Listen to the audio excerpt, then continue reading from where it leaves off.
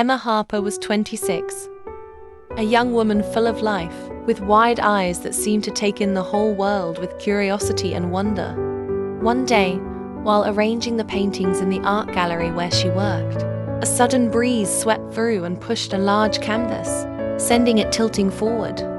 Emma rushed toward it, but before she could reach it, a strong hand caught the painting just before it hit the ground. She lifted her head to find Adrian Wells, a 45-year-old man with a quiet presence and a smile that shone from his heart before his face, saying, "It seems this painting is trying to escape. Or maybe it's just trying to get your attention." Emma laughed, and that moment became the beginning of everything.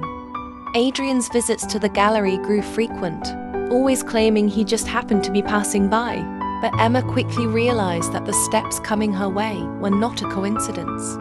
He listened to her as if she were the most important story in the world. She laughed with him and found herself comforted by his presence. Months later, he asked for her hand in marriage. He wasn't wealthy or influential, but he had a big, kind heart, and that was enough for her to say yes without hesitation. They had lived their most beautiful years together, traveling, laughing, sharing books and dreams. And every night, Adrian would read to her in his warm, gentle voice. Their home was small, yet the souls inside it made it feel larger than life. That happiness never comes alone. Illness was approaching silently on hidden fingertips. Adrian began to weaken quickly. His pain grew. His steps became heavier, and his body slowly surrendered to something neither of them could stop. Emma, with her unconditional love, became his hand, his strength, and his soul, but her presence alone was no longer enough, and the doctors advised bringing in a live-in nurse. That was when Lucas Smith arrived, calm, polite, seemingly a blessing at first, helping Adrian with everything, and giving Emma the rest she desperately needed. But days revealed something she never expected.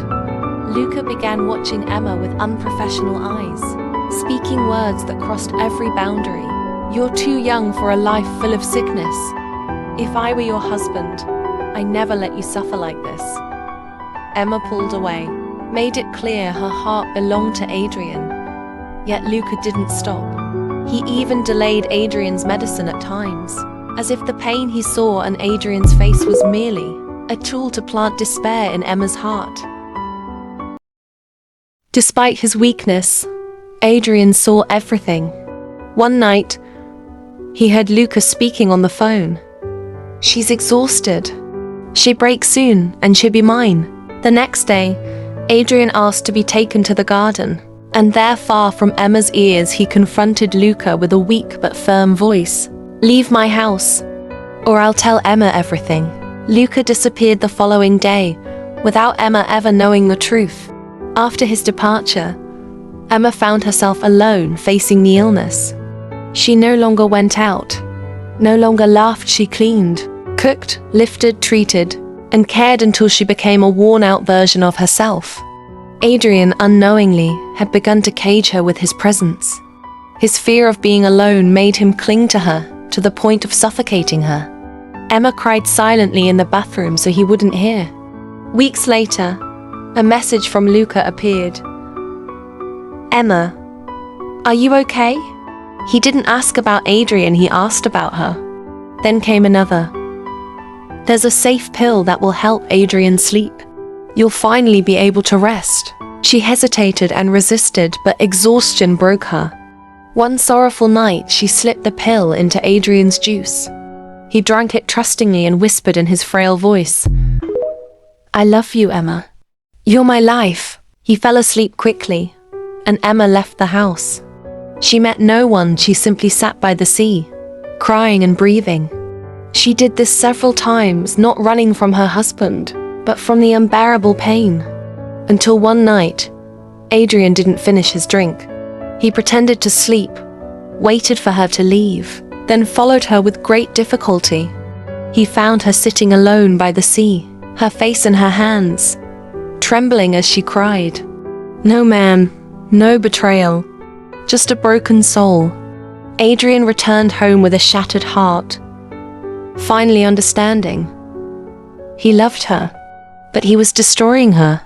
Before dawn, he wrote a message on his phone. "Emma, I didn't marry you to watch you wither beside me. You deserve a full life, and I have become a burden. The house is yours. The memories are yours. That I must leave. I love you more than my body can bear." He placed the phone beside her pillow, took his cane and walked away, each step drawing a sorrowful ending. Emma woke to the vibration of the phone, read the message and froze. She collapsed to the floor, ran through the house, opened every door, calling his name until her voice cracked. She ran barefoot into the street, crying and screaming, "Adrian, please don't leave me." But the night was blind, the street empty, and her voice dissolved into the wind. She fell onto the pavement, sobbing, pounding the ground with her fists, her heart bleeding as if she had lost half of herself. She never wanted freedom, she wanted Adrian. She wasn't running from love, she was running from pain. And in that moment, she understood. Life without Adrian was loss itself.